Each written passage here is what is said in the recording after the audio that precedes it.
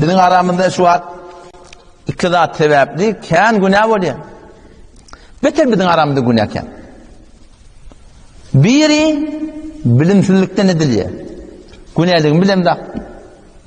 İkincisi, ferezen haytı bir ceresede oturuşukta navarın üstünden bir zat eğer düşündürülse de günahlığını ne mi diyet? Şuar var idinden. Ne mi şuar var? Bilin doğru olsun. Avvala bilmen ediliyor.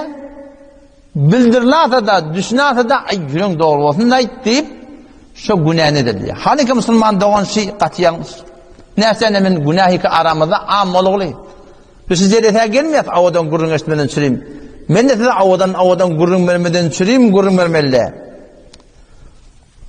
Belki biz vazifemiz Huda için size aytmaklık ve özümüz de şuna amel olmaklık. Ve bizim istade eşitip şuna amel etmeklik. Men ne kadar şu aydılayan gurrunlar ne kadar men zindigimde var.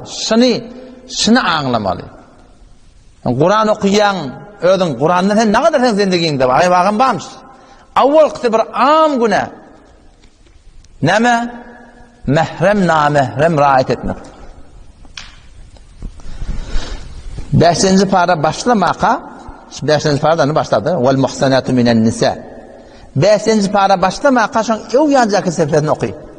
Allah Teala mehremlere ayettir. Hurrimet aleykum ummahatukum وبناتكم وأخواتكم وعماتكم وخالاتكم وبنات الأخ وبنات الأخت وأمهاتكم اللاتي أرضعنكم وأخواتكم من الرضاعة وأمهات نسائكم الله محرم نريد حرمت عليكم حرام edildi. Şu adamdan nikahı haram.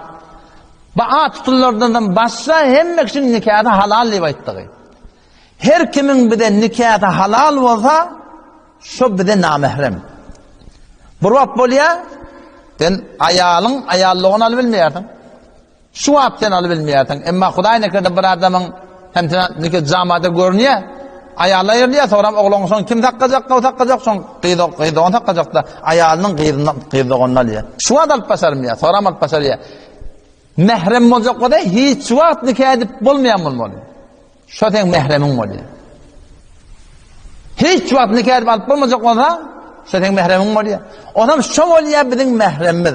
Şöyle oturmaklık, turmaklık, salamlaşmaklık, oturuşmaklık, bir tuğrağın başında bolmaklık. O şu doğrultusunda şöyle rahat bolmaklık, şehitli şuna goncayısı var.